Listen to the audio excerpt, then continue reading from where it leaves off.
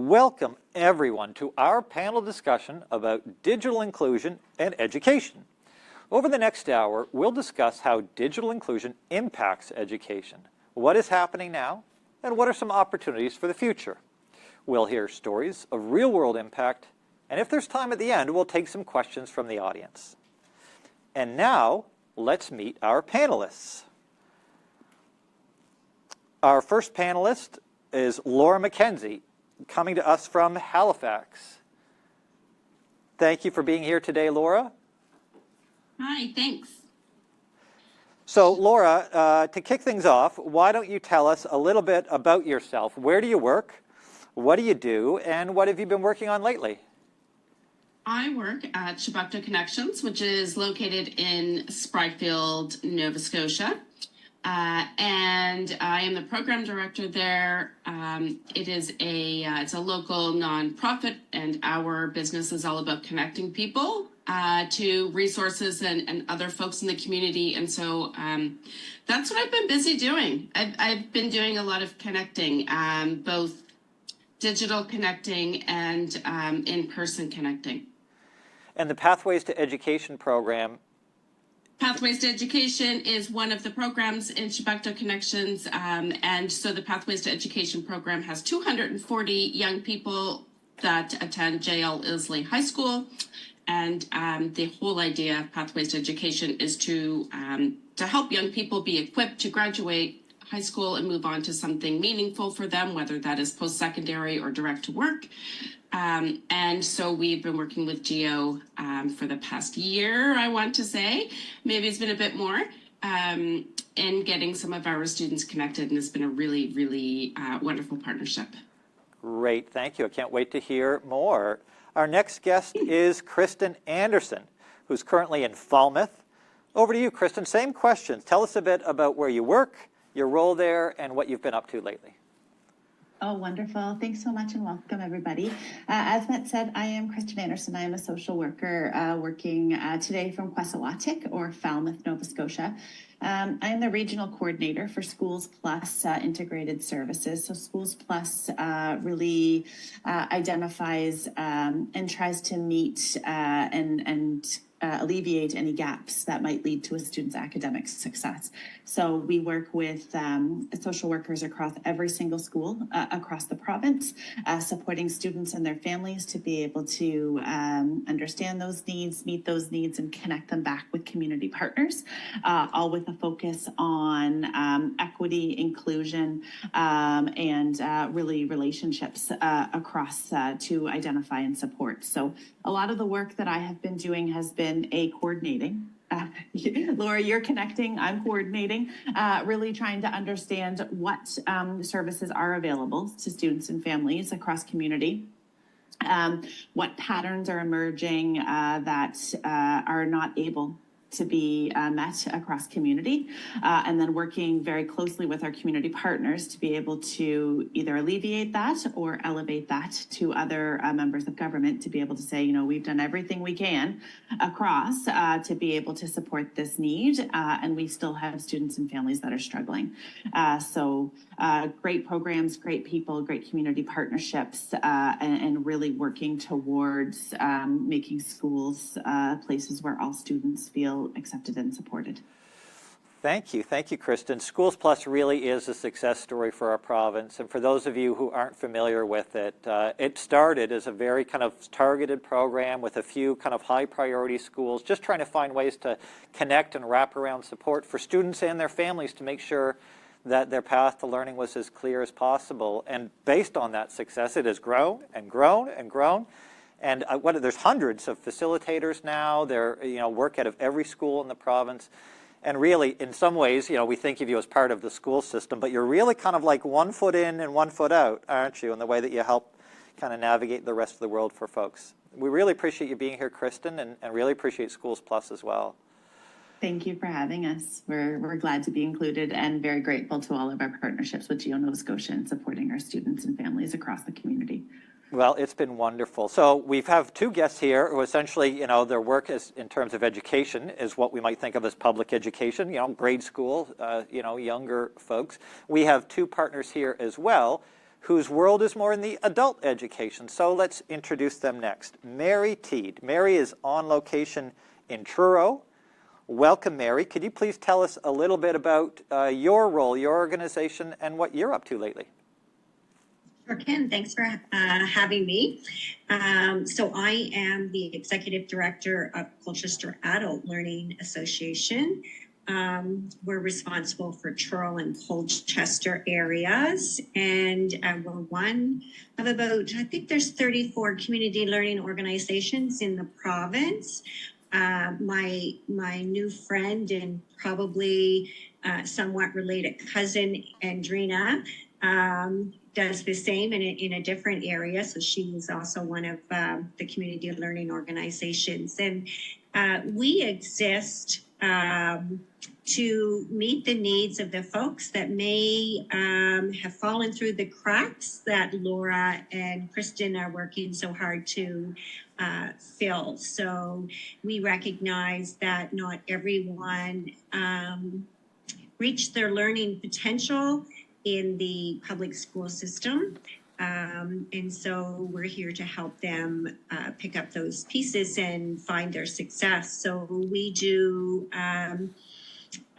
we have a new equivalency here in Nova Scotia. So we no longer do the GED. We're now into the Canadian Adult Education Credential. So we help people prepare to write those 5 tests. So that they have a level playing field with other high school graduates. And we also help them prepare for the adult high school credential that you can get through NSCC. One of the big things that we've been working on, and certainly with the help of you folks there at GEO, is digital literacy. So one of the things that I really want to be speaking on today is, you know, having the GEO devices and connections has been life-changing for many of our learners, especially rural Nova Scotia. And the piece that we're working diligently is the digital literacy skill training. So, you know, prior to GEO, we'd find ways to get devices into people's hands. This partnership allows us to do that more evenly across our programs and adult learners. And as I said, it's life-changing. Having the skills and abilities, which is what we're delivering. Well, we're not delivering the skills or ability, we're delivering the tools to help people develop those. And the missing link has always been having devices and connection to be able to make use of those. So that's kind of our big explosion here at CALA in Truro. Oh, wonderful. That's so great to hear. Thank you very much, Mary, and thank you for being here. And as you alluded to, the final guest we're going to introduce shares a last name with you, and your organizations even sound similar. We've got CALA over here and DALA over there, but coincidentally enough, you're not related, and I think this is the first time you're meeting, so it just goes to show it's a small world. So let's meet our final guest, Andrena Teed, who's calling us from a beautiful Digby today. Andrena, can you please tell us a little bit more about what you do and what you're up to? And it is beautiful in Digby today.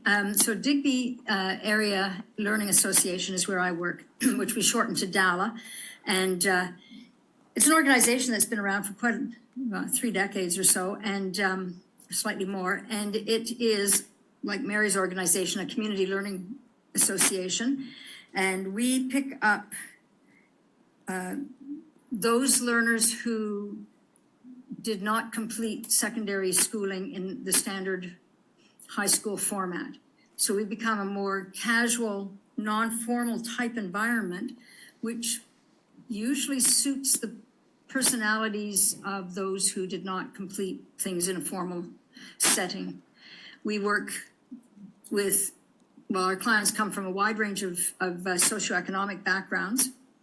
We offer the Canadian academic wait a second, what's it called? Canadian Adult Education Certification. This is a brand new program at last, a Canadian-focused high school equivalency. And that can be done through our organization. We're the ones who prep and prepare for that, students for that. But we also have digital literacy. That is to say we have lessons in how to use the digital tools that are generally available. A prime example is a program called North Star, which is a digital program that leads you through a number of different skill sets, things like word processing and Excel, well, not Excel, spreadsheets and so on. We also branch out in a slightly different area. We have some English second language programming through our organization and family literacy. And we also offer, it still exists, a CAP site. And so that's rather fun. And our CAP site has the computers in different languages. It's rather fun. You have to know when to use if you want English, because you could get one of the other languages of our new residents. So what do I do here? I'm actually not very exotic. I'm a teacher. I'm right there at what used to be called the chalk face. Mm-hmm. Well, that's...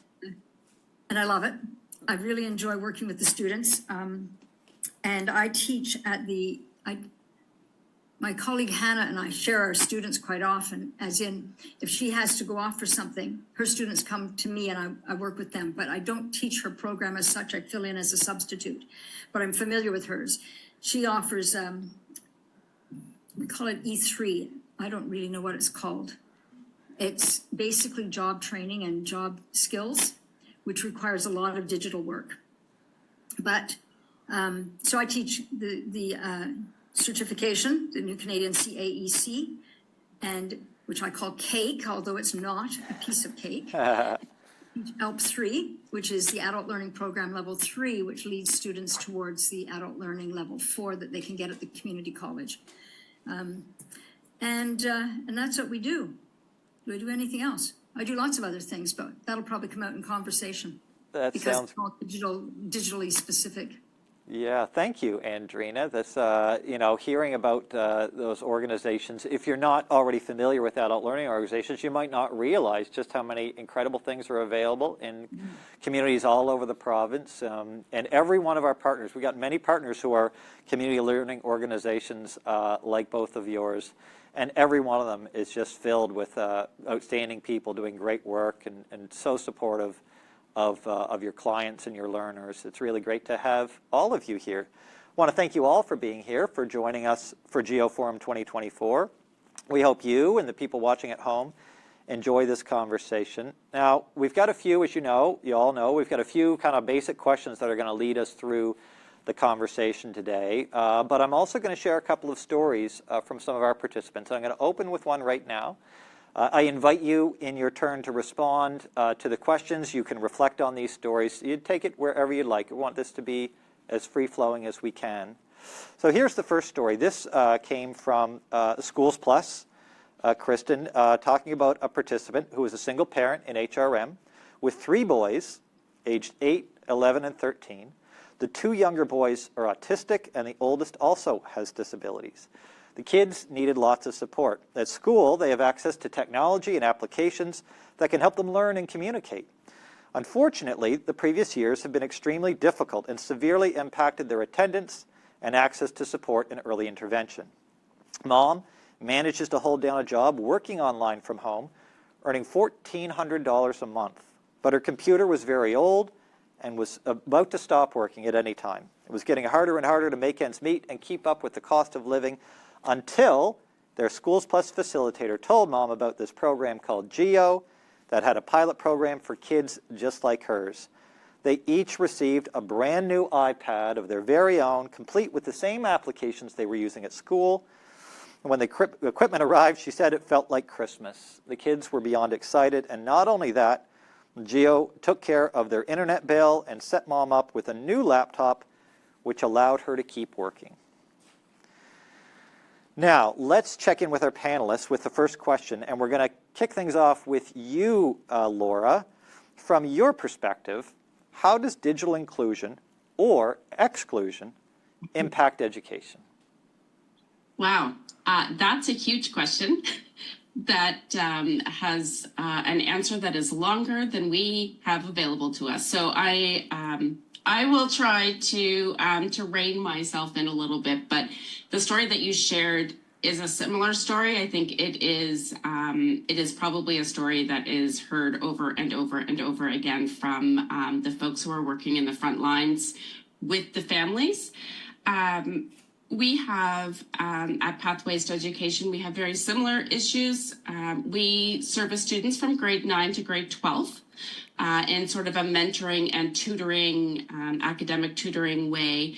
And what we realized before GEO happened was that, COVID happened, people's budgets shrunk often because of the pandemic, and so we were like that, and so trying to figure out how to offer what students need within a budget in a world that had become entirely digital, which felt like overnight to students, is still something that is really challenging for our organization to deal with. We have 43% of our participants are newcomers, and so they really rely on things like the translation apps that computers bring. But we also have lots of families who we realized once GEO started, once we started participating with GEO and asking questions and trying to understand what was happening behind the curtain, is that we had a student that was going to sleep and setting her alarm for 3 o'clock in the morning so that she could wake up because her family of 7 shared a computer. And so her time slot was between 3 and 5 a.m. And that's when she needed to get all of her homework done. So I feel like the digital world and the way that we are moving along is certainly exclusionary, and it's excluding all the folks who historically have been marginalized, and so it continues to sort of amplify that, and like I think it was Andrena that said, or Mary, trying to get in touch with government and trying to say, we're doing whatever we can on the ground to connect people to what we have. But there are expectations and there are resources, and those two things aren't aligned. And so that can be really, really challenging for young people. I think I will leave it at that. I have lots more to say if you want me to, but I think I will leave it at that. Thank you, Laura. Thank you. Yes, we do have a lot to talk about and a lot of enthusiastic panelists, and I love you all for it. Let's hear from Kristyn. Same question from your perspective. How does digital inclusion or exclusion impact someone's education? Oh, like Laura, I could talk about this for a long time. And even hearing that story, when I think about the phenomenal 24 social workers that we have across SchoolsPlus in the Western Zone, their community outreach workers that are working closely with them, the CYCPs, the parent navigators, and the list goes on across communities that are meeting. Unfortunately, we would have thousands of stories like that, each one a bit unique, a bit different, but incredibly distressing for the helpers that are around to be able to support. And I couldn't even imagine being a parent of a child who's, setting their alarm at 3 a.m. so they can get up to use the device. When I reflect on the question, for me, inclusion creates the opportunity for belongingness. And when we talk about children and youth, and we talk about those belongingness needs, the belongingness to a school, the belongingness to a family, the belongingness, the social needs, and then we add in that brain development, hormones, all of the changes that are happening across this developmental period that is monumental. Like SchoolsPlus will work with families of school-age children, so pre-primary all the way up to when they would, if they need to be in schools across 21, we would work across that domain and think about how many changes happen. And we think about that development of self, the move from temperament into personality. and the importance of belongingness, feeling like I fit in here, feeling like someone would miss me if I wasn't here. And then I think about the role of technology and devices within that. Whenever you see a group of people, youth, adults, you see them on phones, you see them sharing memes, you see them laughing at TikToks, recreating TikToks. Those belongingness needs are so imperative to those environments that we learn within. And then we layer in terms of the opportunity to learn some of those Nova Scotia curriculums. So I could talk about this for a very long time, but that was my first reaction when I heard that question, was really inclusion allows for belongingness, and all of us truly want to belong. Really I'll leave appreciate it there, that. Matt. Yeah, no, thank you so much, because you really put your finger on kind of the, maybe what feel like the secondary benefits, right? Oh, they got to have the internet because they got to do their homework, they got to complete an assignment, they've got to study or whatnot. But there's way more to life, and especially a child's life and development, than the structured education. And that inclusion and belonging and feeling that there's a place for you is one of those fundamental experiences that they can then extend themselves into the world and learn and engage. And without it, that's got to be very, very tough. Thank you for that. So let's hear from our adult learning perspectives. Mary, would you mind going first? From your perspective, how is digital inclusion or exclusion impacting education? Sure. What we're beginning to see here, I was really actually to begin, Kristyn, you mentioned COVID, and that's where we really things exploded with the need for digital inclusion. And what we're seeing here, a new trend is what we're coining internally as the COVID kids. And those are the folks that had their learning interrupted by COVID and relied on technology and connection to have that sense of community. So we're seeing a lot of issues relating to social anxieties and ability to work as a group. We're also seeing testing scores well below what they used to be in the academic field from those folks that did suffer from digital exclusion. The people, we're still working with people, as are you guys, where we still can't get connected. So having devices and reliable connection, affordable, we live in a world where things, again, COVID just sent things through the roof. So we have so many major impacts of being excluded that I think we're just starting to see the tip of that. Well, it's a good point. It's really, we're in a new world, and it takes a while to figure out what it all means and explore all the implications. Thank you, Mary. Over to you, Andrena. Same question. So one of our students phrased it quite nicely, said, everything today is digital. So without knowing how to use digital technology, without having those skills, we're isolated, which comes back to the point that Kristyn was making, that sense of belonging gets lost in that. Mary was sort of alluding to that as well. And so that's true. We are in a digital world. Many services, certainly in terms of education, are online. You can no longer do some types of tests by paper unless you have some sort of a learning difference that has to be documented. And a lot of people have learning differences that are not documented. So, for example, the new CAKE exams, those are online tests.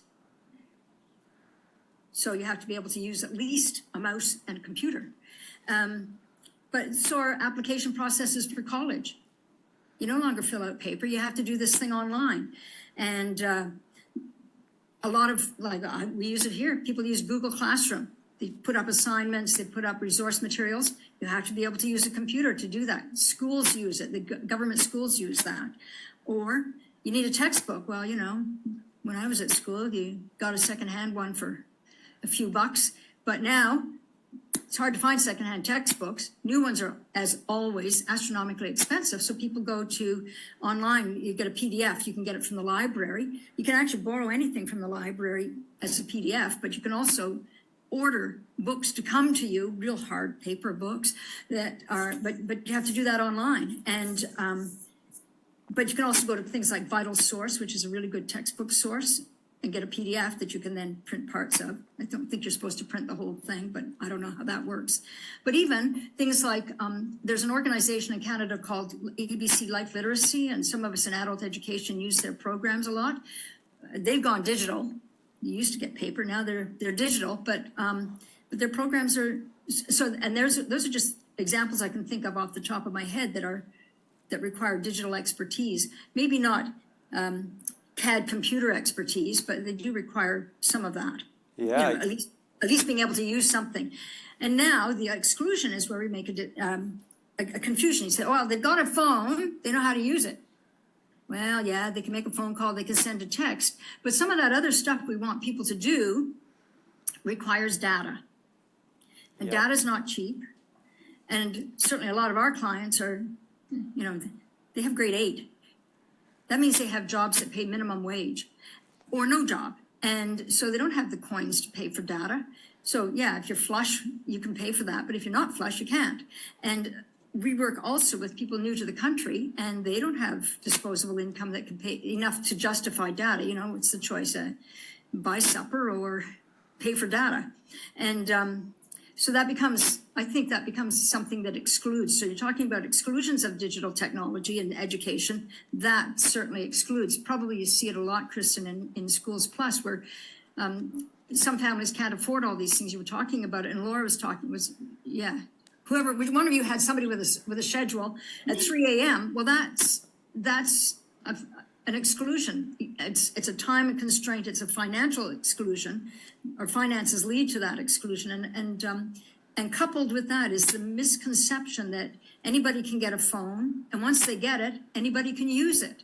But maybe not effectively. Maybe they can't use all those other things that you can magically do with a phone. Or, and we forget about it, people with learning differences cannot use one of those phones. I can't. Andrena, you brought up a really good example there. First of all, actually, I'll tell you something that we've experienced. So if you've got a student in public school now, and you get a notification from the school about anything, it only comes in one format, by email.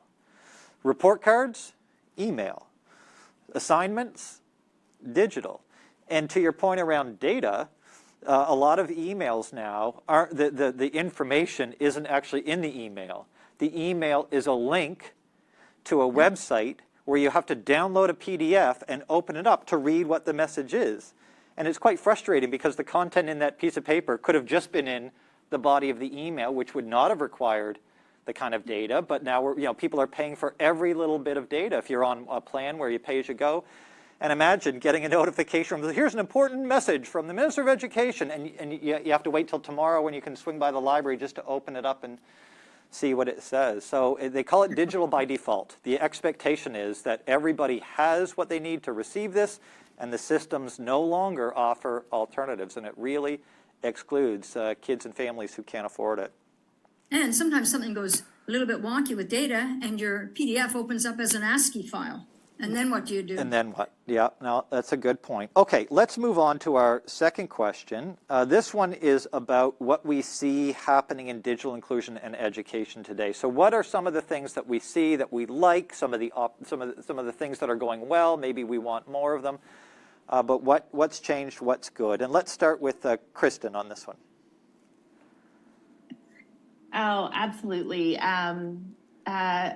I was reading an article recently by the White Hatter. I don't know if anybody is familiar.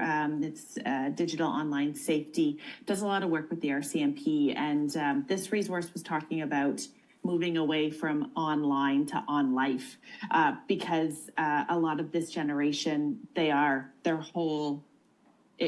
on life. It's no longer this on or off in terms of ordering, in terms of Google Slides, in terms of collaborating with presentations, in terms of being able to, if you miss a couple days or if you are not feeling well, doing that work from home in a coordinated fashion. So there are so many positives in terms of how our world is going, environmental as well, in the reduction of paper and those pieces. And in our perspective across community, it's always the same families that notice that they are not included, right? And for a lot of our admin and our social workers, they're aware of some of the families that they have been on their radar for a bit, or maybe they have a better relationship with, or maybe are at a better place to have some of these really difficult and emotion-provoking conversations for families in rural areas, in all areas. It's very difficult to say, I am not in a place where I can provide this for my child, and I love them dearly, and I know it's impacting them. That is an awful thing to have to say to somebody, particularly somebody in a position of authority or power. And our admin are doing wonderful jobs in terms of connecting and understanding. But there is a big population that we will never know about because they will never say, I am struggling at this time. And so my gratitude to GEO Nova Scotia when I've called and I've sent messages and said, I've got a family, I really need help. We've done everything we know how to do. We've seen a big rise in families living in trailers or other options. They just don't have the same opportunities. We are in a housing crisis, and those opportunities have come because GEO or other partners have been able to say, we can help with that. We can help with this. If you can do this piece, we can do this piece. And we look at what SchoolsPlus is, which is integrated service delivery. Everybody has a role to wrap around that child, and how are we working together to assure that they are being given every opportunity to be able to be successful. That's what I get excited about is opportunities and pieces like GEO. Early in my social work career, it would just be like, I don't know. Like, I don't have anything to offer you. We might be able to refurbish one. We might be able to work with another. And now it's like, wait, I had one family that required a device, didn't have a device. And that actually became part of a gift for their child. They weren't used to having gifts, right? And it was like, here you go. Like, talk about Christmas every day. Sometimes we forget the reality when you don't belong, when you're not included, and it impacts your education as well. So I'll leave it there. I know somebody will have brilliant things to follow up with, and I love the opportunity just to keep snowballing off the brilliance on this call. Thank you so much, Kristyn. Mary, same question. What are you seeing happening today related to digital inclusion and education? What do you like? What do you see out there that's happening that's a good thing? Mm-hmm. So there's so many great things. I personally, I'm an old school person, so I struggle with some of these amazing changes. But what I see here is, in spite of the challenges that we talked about with the first question, is the ability for people to engage in educational opportunities, online learning platforms. I'm really going to date myself because I think I might have been one of the first people ever to do online learning. And it was back in the day where, you would get those PDFs and we'd have to fax in our assignments, and we would have conference calls where we couldn't see each other. But those are wonderful opportunities that we're now able to have. We're able to engage our learners, from, we have an apprenticeship program happening, and we're able to engage people. Actually, about 2 months ago, a fellow went home to the Philippines, and he had his tutoring session from the Philippines to Truro. He didn't miss a beat. So those are just amazing opportunities. Of course, we can't talk, digital stuff without talking about AI. It's going to change the way we learn. It's going to change what we learn, why we learn it, and how we learn it. So I'm really excited to see where that's going to take us as well. And, because we're talking about GEO, I do have one message from a couple of seniors who received the internet, data and phones. And so this is from their words. Thank you so much from the old folks for getting us online. So those are really exciting things when you see, this particular set of seniors and the other ones that come through our program, that they say, I can do this by myself. I don't have to rely on my kids. It's creating their independence. And you want to talk about confidence. Sometimes as we age, we become less confident because we're falling behind the world, but we're able to get those seniors on a more level playing field. And it's just amazing to see the level of confidence and happiness and independence. So it's great. Oh, I love it. I love it. Thank you, Mary. Andrena, how about you? What are you seeing in terms of digital inclusion education that is a good thing that we want more of? I think that Mary's point that older persons can learn. Older persons get younger all the time. I don't know how that is, but never mind. Older persons who have not been previously exposed very much to things digital have a bit of apprehension, but we have learners who have skills. We have a new resident to Canada who arrived, and he's an engineer. He knows how digital stuff works. He could do anything with his phone, but he didn't have a very good plan. So this is thanks to GEO. We were able to hook him up with internet. So then instead of using data to call home and see how everybody was back in his original country, he could just do it online. So that was very helpful for him. But he also, it actually helped his English and his interaction with others a little bit, because then he was busy showing some of our other students how to do this and how to do that with their phones, which was lovely. And I think that's something that we miss. We miss the older person with the skill teaching the other older person without the skill how to do something. It's always young things in their 20s saying, oh, let me show you. And, even if you're in your 40s, you're a bit resentful of that. Well, Because that's how it's done. It's done with that kind of tone, like, oh yeah. Anyway, it's a positive and a negative at the same time. Bittersweet tablets. However, quite often, what happens is that adult learners have to learn content plus digital skills. So they're on this double learning trajectory, and that I don't know that we're always compensating for that. We expect them to still learn everything in the same time while also learning how to work with Google Classroom and spreadsheets and so on. And I think we have to be more cognizant of that. And then it becomes really positive because everybody's part of a group. And the corollary to being everybody part of the group, when it's digital, you can work at your level. So if you do something like Maril, for example, with the students, they can all be working at whatever level they are, but the whole class is working on Maril that afternoon. So that the instructor doesn't have to keep changing apps, but everybody's working at their level.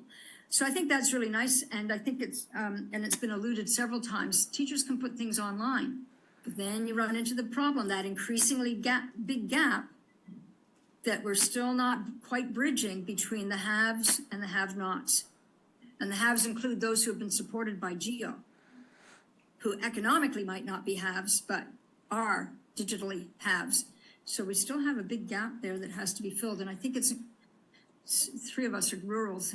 It's really noticeable when you live in a rural area. Absolutely, absolutely. We had Minister Jill Balzer on earlier today and talking very much about the importance of rural connectivity, of having what you need to advance your own life goals, which are very much often a continuum of childhood education, adult education, training, employment. They're all interconnected, and certainly lots more opportunities for us to do better. Let's wrap this question up by hearing from Laura. Laura, what do you see happening with education and digital that you like? there are lots of things I like, but I just can't talk about the things that I like without addressing to folks who don't work with young people in schools or in that kind of world that everything is online, but there are no resources to go home with kids. So way back when budget cuts came to education, they stopped having textbooks for everybody, and then there was just a class set. That's what's happening with Chromebooks and laptops now. And so they are not able to, there aren't enough. So keeping that in mind, some of the things that have been really, really brilliant for us, and we've been able to extend this to our students through GEO, is having group conversations or doing things virtually as a group of peers. That has been really, really nice because it doesn't matter where people are or if they can get there or what is happening, that there is, there's a bit, you're breaking down the barriers a bit more by doing that. Then there's also, we were very fortunate to hire a newcomer that was taking one of our English classes to help support with our Pathways to Education program. And YouTube became an incredible resource for us in communicating with her, because we could just go to YouTube and show videos, and then she could translate it into Farsi or the language that she needed. And she could see when I say, oh, can you make grilled cheese sandwiches? The entire world doesn't know what a grilled cheese sandwich is and what it looks like. And so, we have had these really fun learnings together, and been able to rely on technology, because sometimes, translation apps are really good, but they're not always super accurate.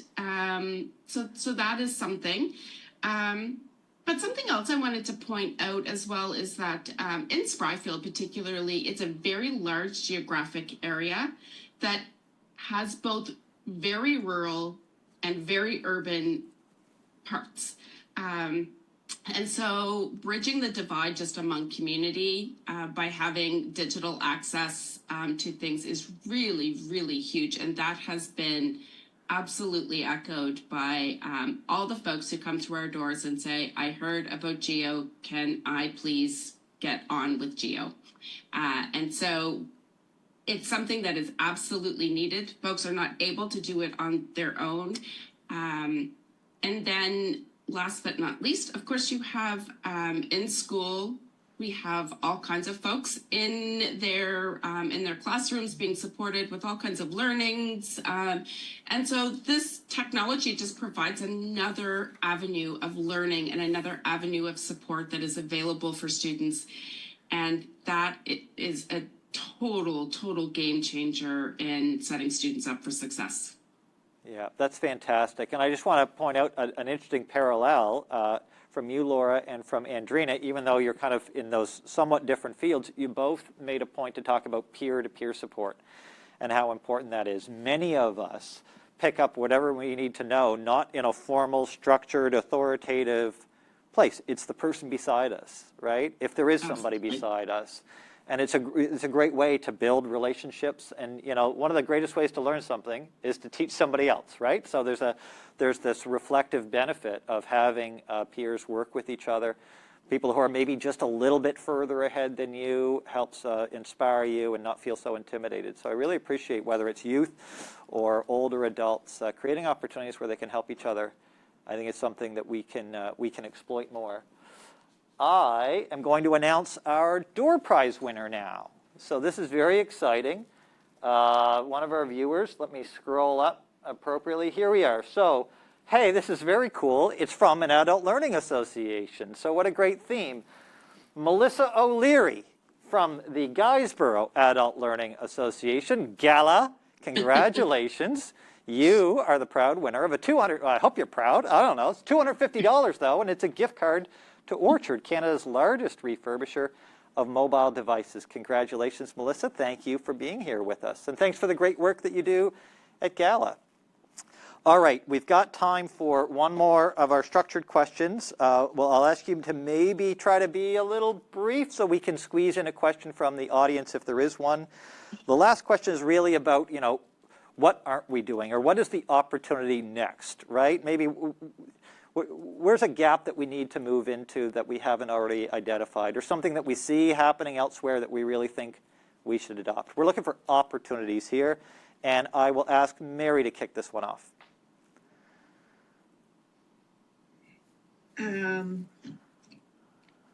You're doing such a marvelous job, but certainly, our rural communities and getting connection to those communities is definitely a must have, and more of it, more of everything. I personally, we have, I think, 11 people on a wait list for GEO. I don't know how you guys are doing it, but keep doing it and do more of it. Well, thank you very much. We'll send that message right up to the people who pay the bills. That's great. Thank you, Mary. Okay, Andrena, what are our opportunities for Nova Scotia for digital inclusion and education from your perspective?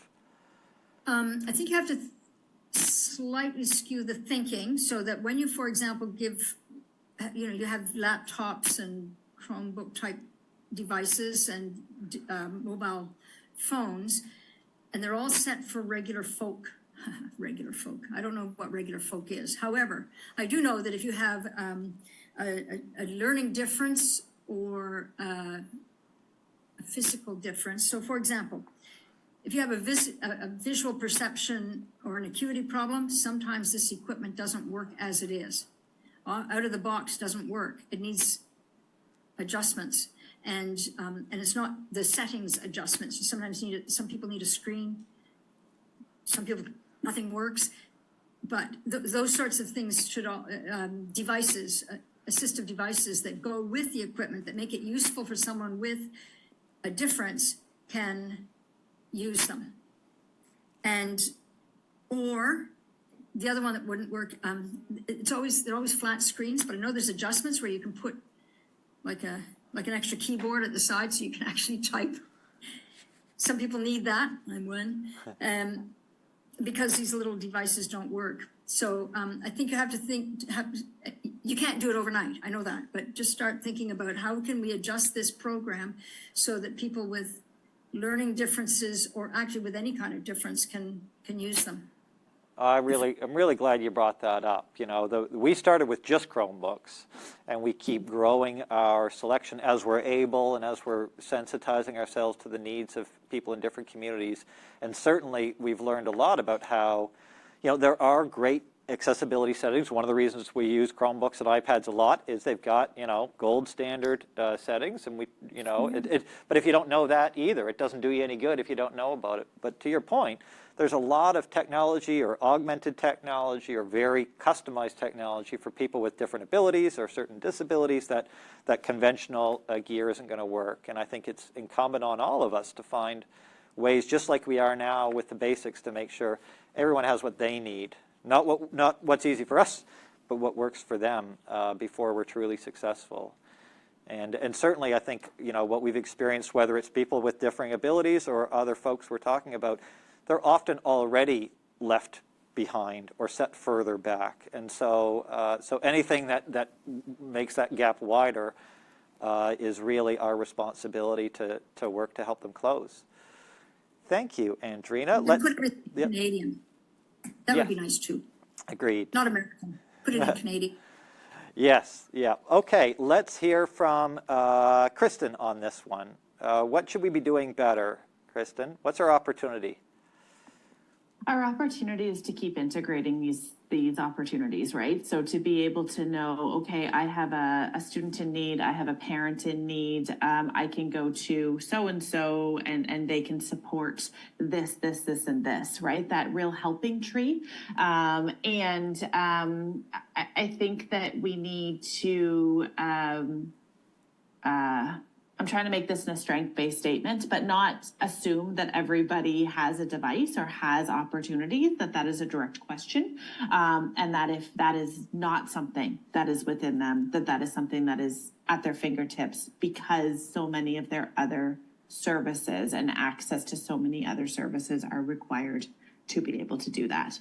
So less assumptions and more partnerships and growth and opportunity to support students and families where they are.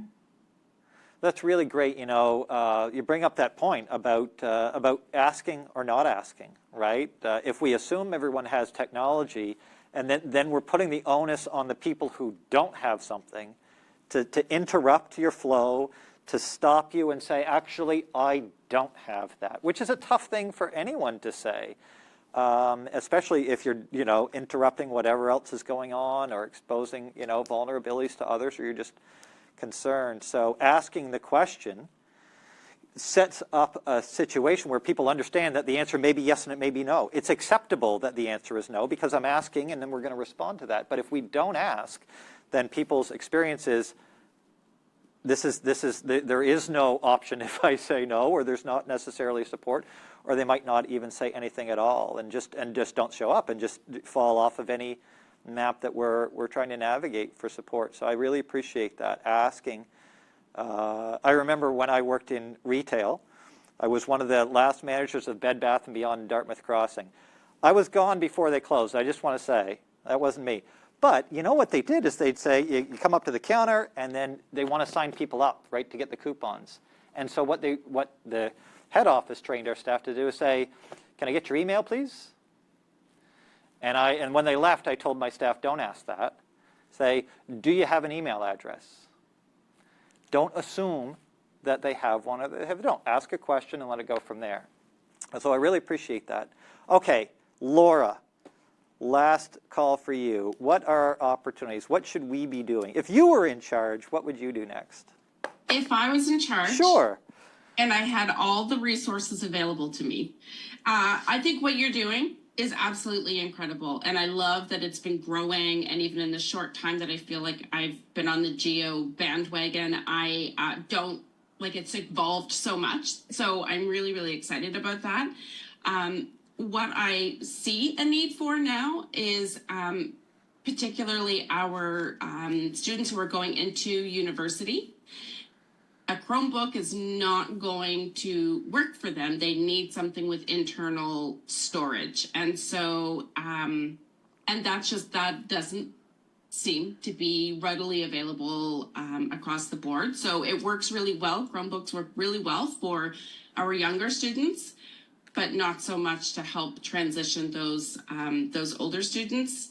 And the other thing that I think I would love to see more of is the phones. I know the phones are something new that you have added. And one thing that I see with a lot of our students is that if they have a phone, very often it might be an iPhone 7 and it's not updating anymore, and it's cracked and it's not doing any of the things. And so they have this thing that they belong because they have a thing and they can pretend to be scrolling or doing something, but it's not helping them.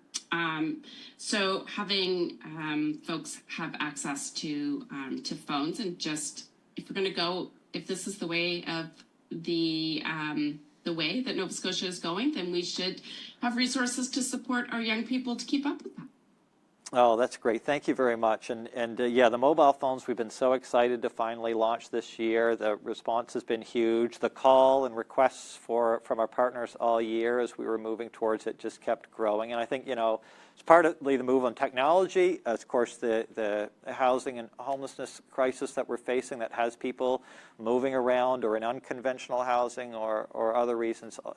Emergency response has driven a lot of energy towards making sure people are connected and can be reached when they need to, or reach others when they need to. And you know, your point about laptops is a really one well taken. And a lot of our partners might not know this, but we do have some separate streams for some employment readiness and post-secondary programs, knowing that Chromebook is a great piece of technology but not sufficient. Some employers require a Windows-based system or a Microsoft Office and this sort of thing. So we actually do have now a supply of really nice Lenovo laptops. We get through Data Guide Technologies, a Lunenburg IT company. Hi, Terry Lynn. Actually, Terry Lynn's joining us in about 3 or 4 minutes, and she supplies those. So we're able to offer a laptop headset and an Office license. The downside, of course, is it's considerably more expensive than the Chromebook. So it does, it's something that should go out when necessary. But it's a really great example of how it's absolutely not a one-size-fits-all. And at different times and in different places in your life, it's different sorts of technology, and we need to understand that and respond to it together. All right, well, I see our time is running out. We've done such a good job talking about everything related to digital inclusion and education that there are no questions from our audience that haven't already been answered.